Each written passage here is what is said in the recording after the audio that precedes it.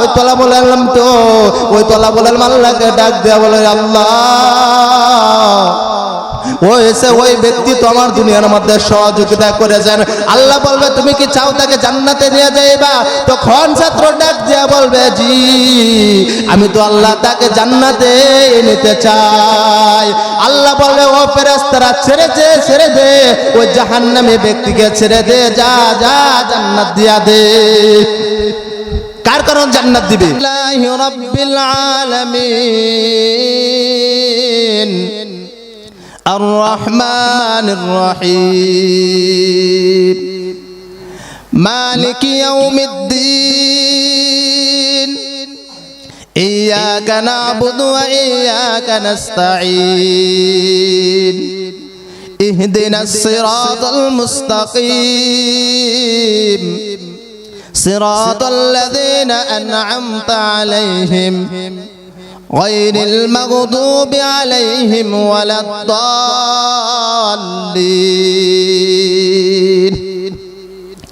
আমার মালিক ডাক দেয় বান্দারে যখন নামাজে দাঁড়ায় যাবি, যখন বলবে আলহামদুলিল্লাহি রাব্বিল আলামিন, হে বান্দা তোর জবাব দে।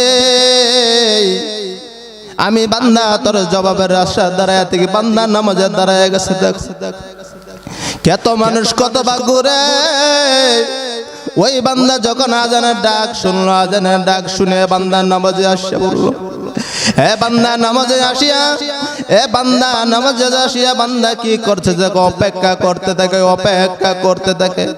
এ বান্দা কেমন অপেক্ষা করে? ইমাম সাহেবের অপেক্ষা করে, মনে করতেছে ইমাম সাহেব আসবে, 5 মিনিট বাকি আছে। না রে বান্দা না, এ বান্দা ইমাম সাহেবের অপেক্ষা করে না, এ বান্দা মালিককে পাওয়ার জন্য অপেক্ষা করে। ঠিক না বেটি? মালিককে পাওয়ার জন্য কে অপেক্ষা করে? যে নামাজি খাঁটি নামাজি, সে মালিককে পাওয়ার জন্য অপেক্ষা করে। আর তুমি আমি দুনিয়ার মধ্যে চাই কিভাবে দুনিয়া কামাই করব, কিভাবে দুনিয়া কামাই করব, কিভাবে কামাই করব। আল্লাহ ডাক দিয়া বলে রে বান্দা, তুমি যদি আমাকে পাইতে চাও, 1 নম্বর তোমার মাঝে খুঁজো। তোমার মাঝে খুঁজলে আমাকে পাওয়া যাইবা। কেমনে পাওয়া যাইবা? এই দেখো কত সুন্দর হাত কে দান করেছে। এ বান্দা দেখো এই জবান, এই জবানকে দান করেছে রে বান্দা। এ বান্দা এই চোখ কে দান করেছে। এ বান্দা তোমার নাক কে দান করেছে। এ বান্দা তোমার পাও কে দান করেছে।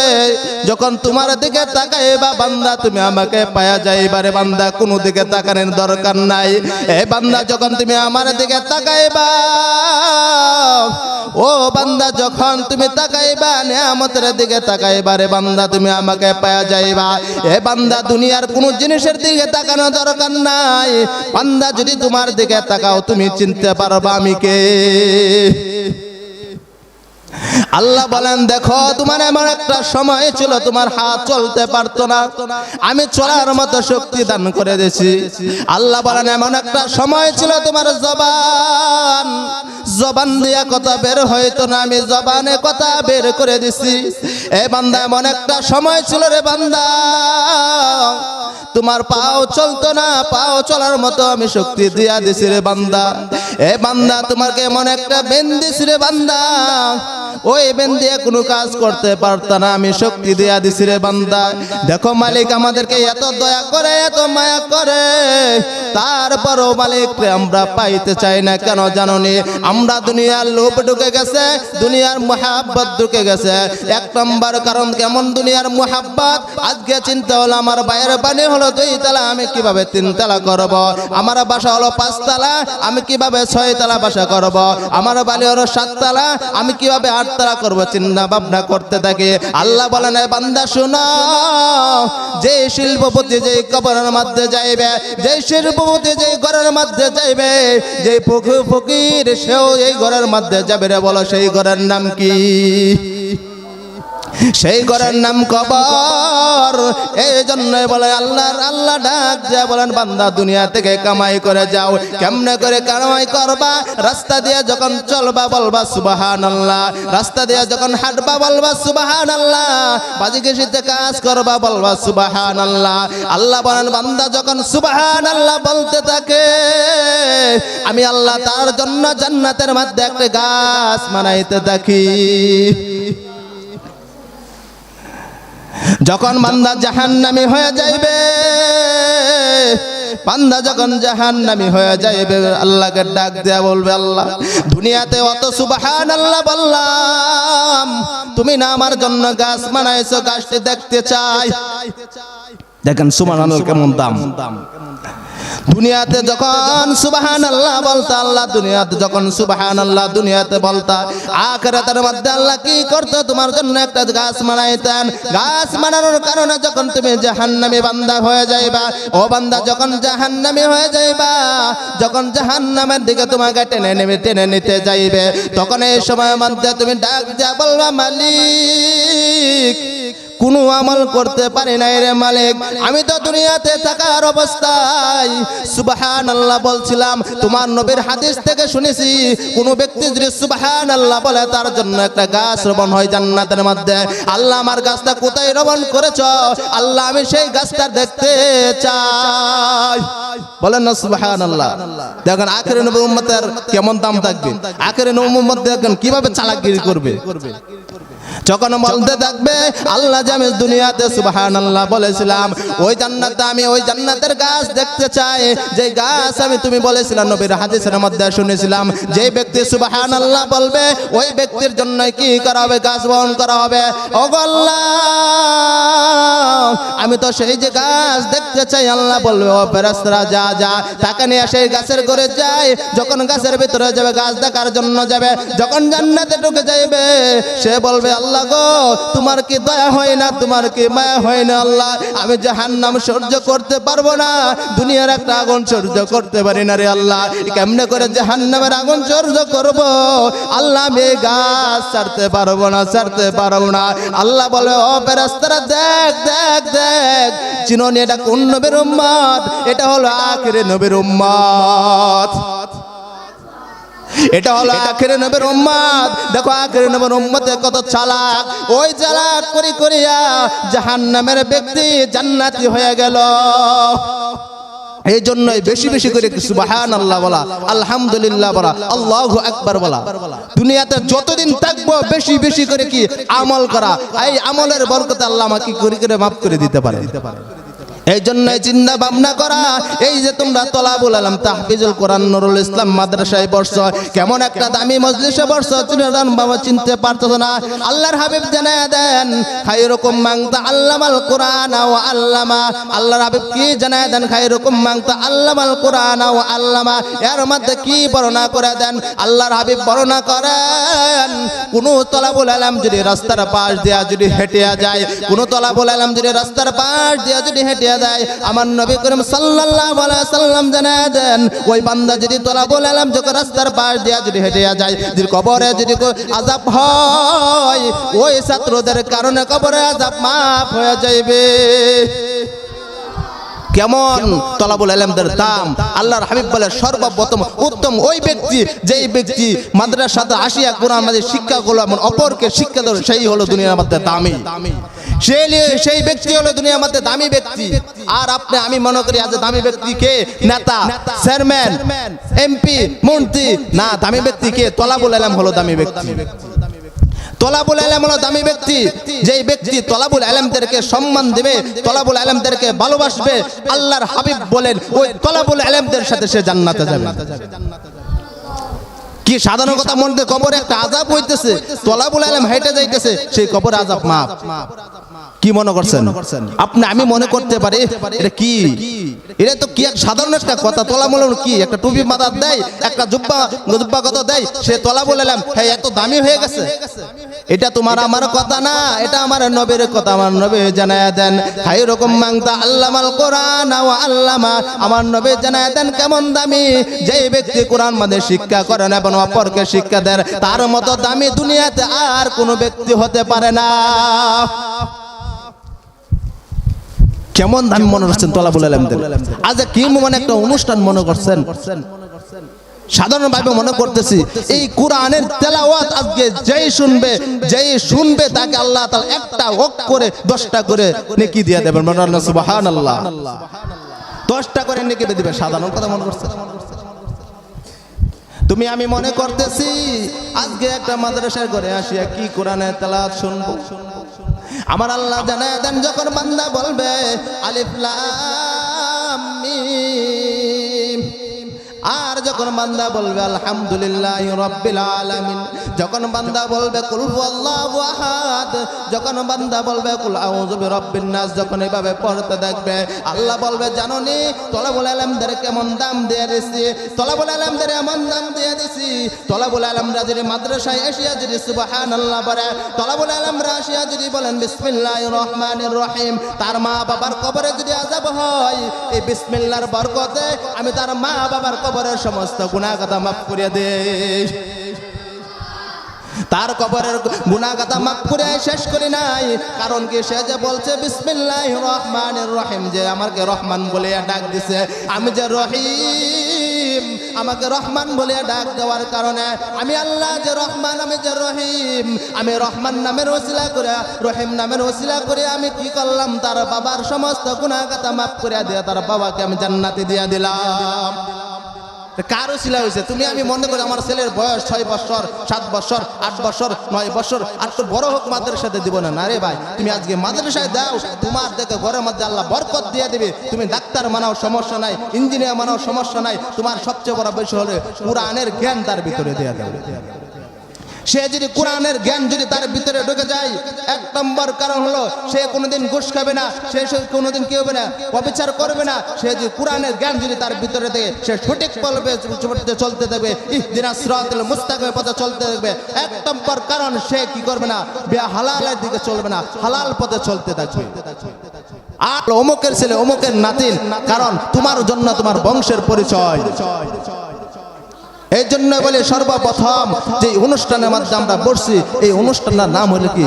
আল কোরআনের অনুষ্ঠান। সাধারণ অনুষ্ঠান না, আল কোরআনের অনুষ্ঠান। এই অনুষ্ঠানের মধ্যে আল্লাহ তোমাকে এত দাম বাড়াইয়া দিবে, মনে করতে পারো এই অনুষ্ঠান থেকে তোমাকে মাসুম বাচ্চা বানাইয়া বের করে দিতে পারে। কেমন মাসুম বাচ্চা মনে করতেছেন? গুনাহ গুনাহ গুনাহ, যদি গুনাহ ভরা থাকে, আজকের মোনাজাত যদি কবুল হয়ে যায়, জালালের ভাই মোনাজাত করবে, এই মোনাজাত যদি কবুল হয়ে যায়, কবুল হবেই তো হবেই। কারণ কি জানো, তলাবুল আলেমরা আজকে দোয়া করবে। 1 নম্বর কারণ, তলাবুল আলেমরা যখন দোয়া করে, ওই তলাবুল আলেমরা দোয়া কবুল হয়। আমি গুনাহগারের দোয়া কবুল না হতে পারে, পাকা দাড়িওয়ালা ওলারা যখন দোয়া করবে, আর আল্লাহর ওলি মানুষরা যখন দোয়া করবে, আর তলাবুল আলেমরা যখন মাসুম বাচ্চারা যখন দোয়া করবে, এই দোয়া আল্লাহর কাছে কবুল হয়ে যাবেই তো যাবেই। রাত যখন গভীর হয়ে যায়, সবাই ঘুমায় যায়, কেউ ঘুমায় না। জানো কে ঘুমায় না? তলাবুল আলেমরা ঘুমায় না। ওই তলাবুল আলেমরা 4টার সময় উঠিয়া, ওই তলাবুল আলেমরা সবাই যখন ঘুমায় যায়, মা ঘুমায় যায় মার জাগাত, বাবা ঘুমায় যায় বাবার জাগাত, ভাই ঘুমায় যায় ভাইয়ের জাগাত। ওই তলাবুল আলেমরা ঘুমায় না। তলাবুল আলেম 8 বছর যখন হয়ে যায়, 7 বছর যখন হয়, ওই তলাবুল আলেমরা মাদ্রাসায় আসিয়া কি করে জানোনি? রাত যখন গভীর হয়ে যায়, ওই শীতের মধ্যে ওযু বানাইয়া ওই তলাবুল আলেমরা মালিকের কাছে যখন তাহাজ্জুদের নামাজ পড়িয়া, ওই তলাবুল আলেমরা চোখের পানি পালাইয়া মালিকের কাছে দোয়া করে, মালিক আমার তো মালিক, আমি লেখাপড়া পারি না, আল্লাহ তুমি আমাকে লেখাপড়া বেন শক্তি বাড়ায় দাও। ওই তলাবুল আলেমরা কাঁদতে থাকে আর চোখের পানি পালাইতে থাকে, আর ডাক দিয়া বলে, রে মালিক আমার বাবা অন্ধকার কবরে, আমার মা অন্ধকার কবরে, আমার মার গুনাহগাতা মাফ করে দাও, আমার বাবার গুনাহগাতা মাফ করে দাও। ওই দোলা বলে আলমরা কোন মাদ্রাসা থেকে করে, যখন দিনী প্রতিষ্ঠান থেকে রাত যখন গভীর হয়ে যায়, আফসানার ছাত্ররা ঘুমায় না, ওই আফসানার ছাত্ররা চোখের পানি বানাইতে থাকে আর মালিককে ডাকতে থাকে। মালিকরে বলে মালিক, তাকায় দেখো সবাই ঘুমায় গেছে, মালিক আমরা ঘুমাই নাই। ও মালিক, আমার তো কথা ছিল মায়ের কুলের মধ্যে মায়ের সাথে থাকার জন্য রে মালিক। ও মালিক ঘুমাই নাই। ওই মালিক তাকায় দেখো শীতের মধ্যে সবাই ল্যাপ নিয়ে ঘুমিয়ে গেছে। আমি ছোট বাচ্চা 8 বছর বয়স, মালিক আমি ঘুমাই নাই। না ঘুমাই রে মালিক, দুটা হাত তোমার কাছে তুলে দিলাম, তুমি আমার মা বাবার গুনাহগাতা মাফ করে দাও। যখন এভাবে চোখের পানি পালাইতে থাকে আর তোলা বলালাম না, যখন বলে ও মালিক আমার উস্তাদদেরকে মাফ করে দাও, পাখাদারিওয়ালা মুরব্বিদেরকে মাফ করে দাও, আমার দাদাকে মাফ করে দাও, আমার নানাকে মাফ করে দাও, আমার আত্মীয় স্বজনকে মাফ করে দাও। যখন এভাবে চোখের পানি পালাইতে থাকে, আমার আল্লাহর তখন ফেরেশতাদেরকে ডাক দিয়ে বলে ও ফেরেশতারা কে রে কে, চোখের পানি পালাইয়া কে গভীর রাত্রে কাঁদতেছে। তখন ফেরেশতারা ডাক দিয়ে বলে মালিক, কেউ না জানেন, এটা সাধারণ কোনো মানুষ না, ওই কোরআনের পাখি। দেখুন সারাদিন শুধু আপনার কথা বলে আর কোরআন পড়ে, আপনার কথা বলে, আপনার সাথে কথা বলে। তারা লেখার রাত গভীরের মধ্যে দেখেন ঘুমায় না, বিস্তার মধ্যে কত সুন্দর বিস্তার করছে রে মালিক। ওই বিস্তার মধ্যে না ঘুমাইয়া, ওই বিস্তার মধ্যে না ঘুমাইয়া দেখেন তার মা ঘুমাইয়া গেছে, বাবা ঘুমাইয়া গেছে, মাদ্রাসার তার ছাত্র ভাইয়েরা ঘুমাইয়া গেছে, সে ঘুমাই না। শীতের মধ্যে ওযু বানাইছেন, ওযু বানাইয়া মালিক আপনার কাছে চাই। তখন ফেরেশতাকে ডাক দিয়া বলো ফেরেশতারা রে, আমার কাছে কি চাই আল্লাহকে জানেন না কি চাই? তারপর ডাক দিয়া বলে ফেরেশতারা রে কি চাই, কি চাই? বলে ফেরেশতারা তখন ডাক দিয়া বলে মালিক চাই তার মাতা পিতার গুনাহ মাফ করে দিতেন। তখন ফেরেশতারা বলে আল্লাহ কি চাই জানেন? তাকে বড় আলেম বানায়া দিতেন। তখন ফেরেশতাকে ডাক দিয়া বলে ও ফেরেশতারা বলো আর কি চাই, আর কি চাই? তখন বলতে থাকে সে চাই তার উস্তের গুনাহগাতা মাফ করে দিতেন, সে চায় তার মাতা পিতার গুনাহগাতা মাফ করে দিতেন, সে চায় তার দাদা দাদির নানা নানির আত্মীয় স্বজনের গুনাহগাতা মাফ করে দিতেন। আল্লাহ বলেন ও ফেরেশতারা সাক্ষী থাক, সাক্ষী থাক, আমি আল্লাহ মাফ করিয়া দিলাম। আল্লাহ যদি মাফ করে দেই তলাবুল আলেমদের চোখের পানি, ওই তলাবুল আলেমদের চোখের পানি ওসিলা করে যদি আমি আমাকে মাঝে মাফ করে দেই তলাবুল আলেমদের, কেন তলাবুল আলেমদেরকে দেখবো না? কেন তলাবুল আলেমদেরকে কষ্ট দেব? কথা দ্বারা খানা দ্বারা কোনো অবস্থায় কোনো তলাবুল আলেমদেরকে কষ্ট দিতে পারবো না রে ভাই। যদি কোনো তলাবুল আলেমদেরকে কষ্ট দেই আমার আল্লাহ হাবিব জানায়া দেন, যদি কোনো তলাবুল আলেমদেরকে কোনো ব্যক্তি যদি মুহাব্বত করেন, সাধারণ একটা উদাহরণ থেকে বুঝে দেয়। এক ব্যক্তি তলাবুল আলেম বৃষ্টির মধ্যে ভিজে ভিজে আসতেছেন, ওই তলাবুল আলেম যখন বৃষ্টির মধ্যে ভিজে ভিজে আসেন, ওই ব্যক্তি তার দোকানের সামনে একটু তাকে জায়গা দিয়েছিলেন, ও তলাবুল আলেম এখানে দাঁড়াও, বৃষ্টি হলে তুমি চলে যাইবা। ওই আসরের ময়দানের দিন ওই তলাবুল আলেম দেখেন ওই লোকটাকে জাহান্নামে টেনে নিতেছে, জাহান্নামে টেনে নিতেছে। তখন তলাবুল আলেম বলে ডাক দিয়া বলে ও ফেরেশতারা দাঁড়াও দাঁড়াও দাঁড়াও, ওই ব্যক্তির তোমরা কোথায় নিয়ে যাও, কোথায় নিয়ে যাও? তখন তলাবুল আলেমদেরকে ডাক দিয়া বলেন ওই ব্যক্তি তো জাহান্নামী হয়ে গেছে, ওই ব্যক্তি তো জাহান্নামে চলে যাইবে। তখন ওই তলাবুল আলেম ডাক দিয়া, তখন ওই ছাত্র ডাক দিয়া বলবে দাঁড়াও দাঁড়াও, আমি মালিক মালিকের ডাক দে